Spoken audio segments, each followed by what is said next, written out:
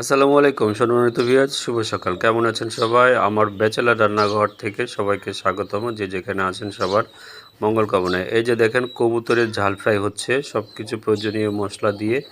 এখন একটু মেখে রাখবো। মেখে রাখানোর পরে হালকা পানি দিয়ে কষায় নিব। এই যে এখানে কি দিলাম, এটা হলো সয়া সস। সয়া সস দেওয়ার পরে এটা কষায় নিচ্ছি। এখানে মোটামুটি সবই দেওয়া আছে।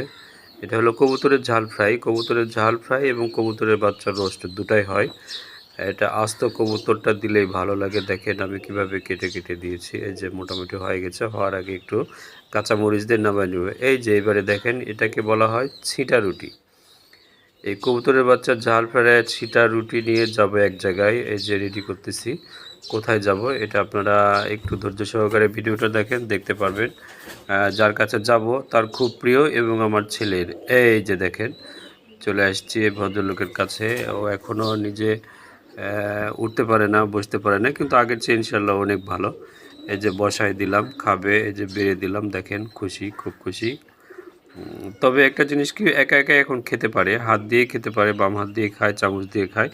কিন্তু যেহেতু রুটি ও একাই খাচ্ছে, আমি মাংসগুলো একটু ছেড়ে দিয়েছি। এই যে খুবই খুশি, খুব মজা হয়েছে, ধন্যবাদ দিছে অনেকগুলো।